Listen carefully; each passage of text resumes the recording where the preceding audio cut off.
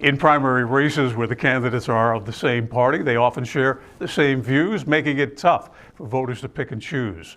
But not in this race.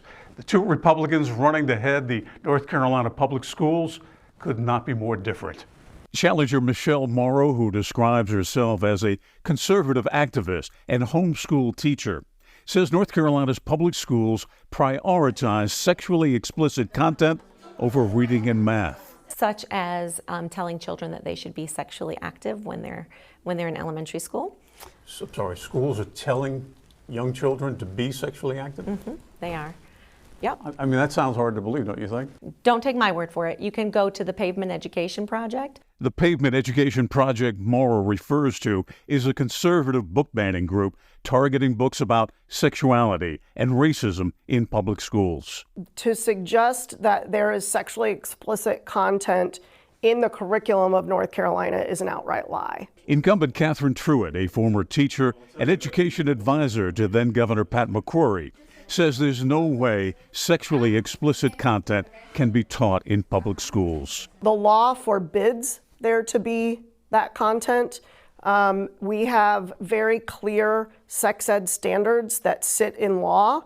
Morrow also claims that North Carolina public schools make racially divisive content a priority in the classroom, requiring teachers to undergo questionable training. Train the teachers in how to understand the unconscious bias of white people so that we can more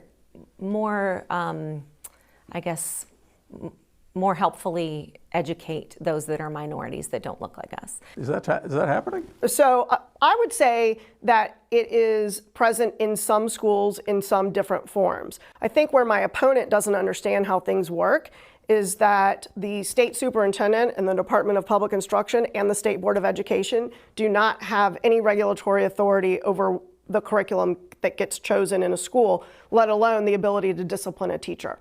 We asked a local educator to provide questions for the superintendent candidates. Are you satisfied with the most recent budget for the schools in North Carolina? No.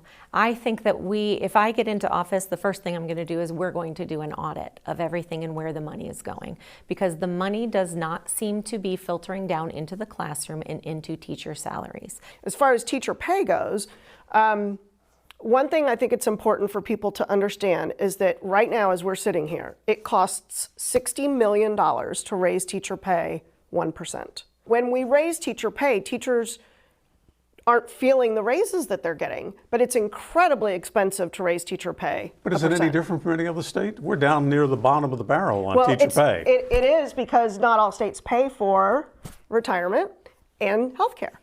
This race is another example of why the primaries are so important. If you miss it, your candidate to head the public schools may not make it to November. Bill O'Neill, WXII 12 News.